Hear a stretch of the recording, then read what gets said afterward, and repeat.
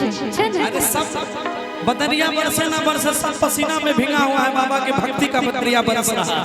क्या बात है, क्या झिम सावन के बरसला बदरिया रे और केरे नाच कावरिया पछिरा के नगरिया, क्या बात है, बन के पुजरिया रे। सबको झूमना है। देखिए, कहने के लिए लोग कहते हैं कि भक्ति गीत पे लोग आनंद नहीं मिलता है या भक्ति गीत पे लोग डांस नहीं करते, लेकिन आप लोग ये गलत साबित कर दिए हैं। क्या बात है, एक बार अपने लिए ताली बजा लीजिए।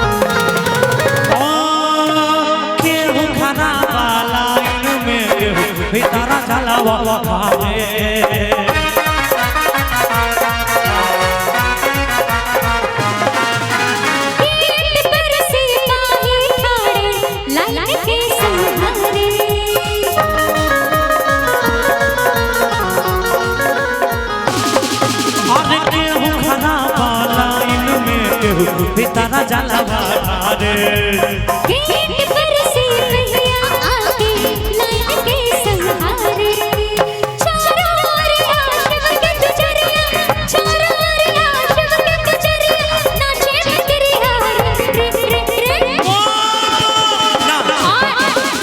अच्छा, कौन गमछा लेके आया?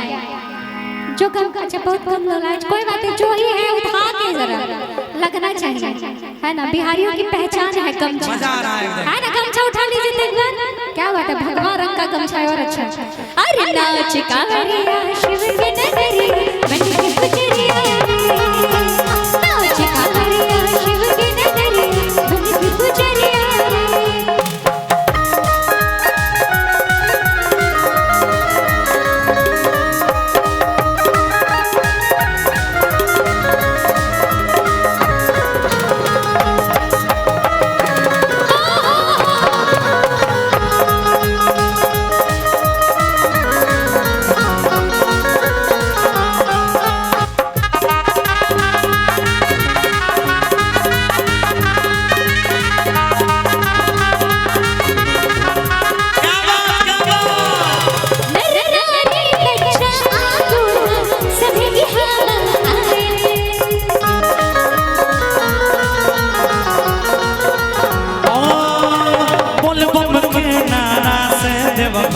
बाट देखो समय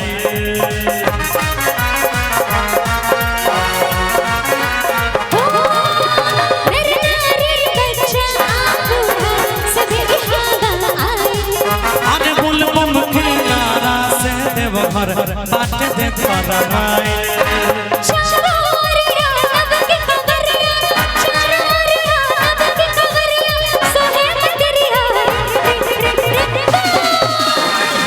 कवरिया शिव के नगरिया बन के पुजरिया रे, नाच कवरिया शिव के नगरिया बन के पुजरिया।